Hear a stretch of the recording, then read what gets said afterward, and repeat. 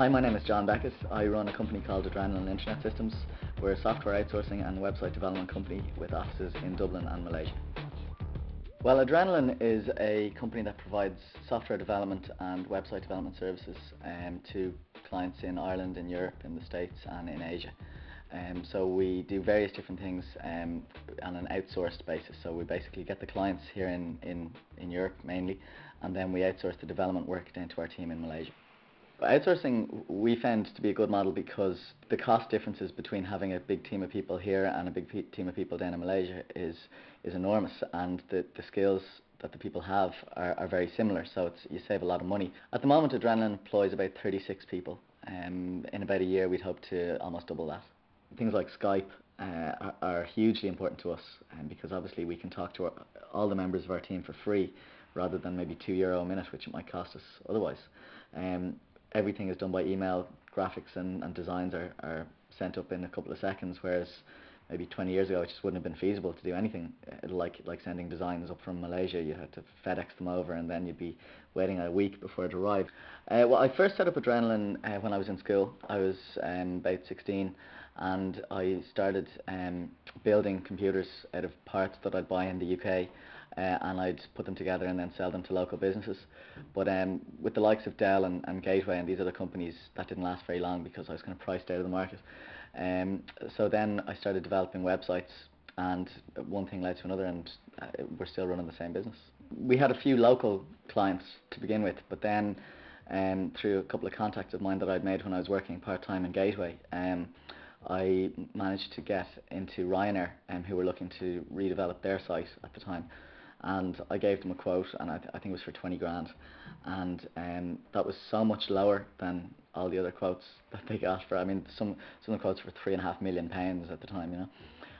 That we got the contract, and we developed the site, and basically the rest is history. So that was served as a really big break. 20 grand is 20 grand when you're in school, you know. So I thought it was great, but also, you know, that was 7 years ago, and I'm still dining out on it now. People still ask about it, so I would have done it for free if I'd known how big it was going to get, you know. Even when I was very young, when I was 8 or 9, I knew I wanted to run my own business. I wanted to be a businessman, wearing a suit and, you know, driving a nice car. I never really wanted to be a kind of a movie star or any of that kind of thing. So I always, even when I was young, I always had a couple of harebrained schemes or ventures on the go to try and make a few quid. There was one where I used to collect Millennium 50p coins, these coins that were released for the 1988 Millennium, and I collected them, and then I managed to sell them using buy and sell. I sold 80 of them for £80, so I doubled my money. I think it was 8 or maybe 9, and then I decided I was onto a winner, so I decided to advertise and buy and sell again, looking for these coins, and I said I'd pay 55p for each one, but they misprinted it as £55. And we got about 4,000 phone calls over the course of the next 2 weeks, including these people who had obviously been in the pub and seen one of their friends getting one of these in change and paid them a fiver for it or something like that. Because we ended up just having to put an answering machine message on saying we're not interested, because we got lots of abusive phone calls.